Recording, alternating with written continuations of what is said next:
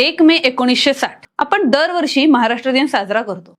पण तुम्हाला माहिती आहे का, महाराष्ट्र राज्याची स्थापना जितकी सोपी वाटली तितकी ती नक्कीच नव्हती.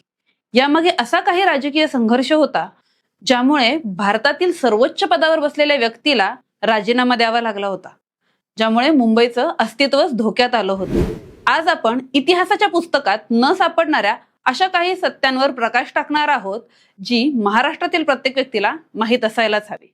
नमस्कार, मी दीपा आणि तुम्ही पाहताय भारत. तत्कालीन पंतप्रधान जवाहरलाल नेहरू आणि काँग्रेसच्या काही वरिष्ठ नेत्यांना मुंबई ही बहुभाषिक शहर म्हणून केंद्रशासित प्रदेश किंवा स्वतंत्र सिटी स्टेट असावी असे वाटत होते. पण महाराष्ट्रातील जनतेला हे मुळीच मान्य नव्हते.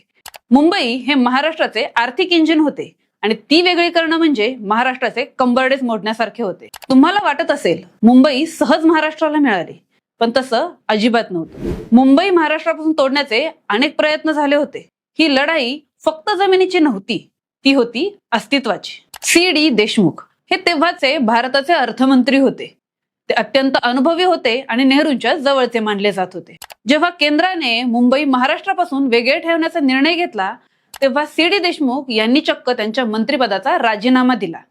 मी अन्यायी निर्णयाचा भाग होऊ शकत नाही असे सांगत त्यांनी केंद्राच्या विरोधात उभे राहण्याचे धाडस दाखवले. एक अर्थमंत्री पदावर असलेला व्यक्ती जेव्हा स्वतःच्या सरकारविरुद्ध भूमिका घेतो, तेव्हा त्यामागचा रोष किती तीव्र असेल याचा विचार करा. संयुक्त महाराष्ट्र समितीमध्ये कम्युनिस्ट, सोशलिस्ट आणि काही इतर डाव्या विचारसरणीचे पक्ष एकत्र आले होते.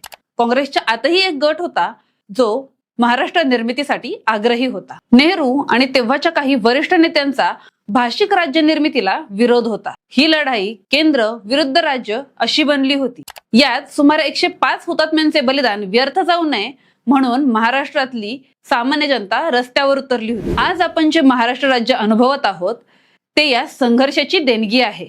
हा इतिहास फक्त आपल्या हुतात्म्यांच्या आठवणींपुरता मर्यादित नाही, तर तो आपल्या राजकीय हक्कांसाठी लढणाऱ्या आत्मसन्मानाचा इतिहास आहे. तुम्हाला C.D. देशमुख यांच्या राजीनाम्याबद्दल माहिती होतं का?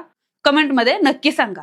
आणि हा व्हिडिओ महाराष्ट्राच्या इतिहासाची जाण असणाऱ्या प्रत्येक व्यक्तीबरोबर शेअर करा. जय महाराष्ट्र.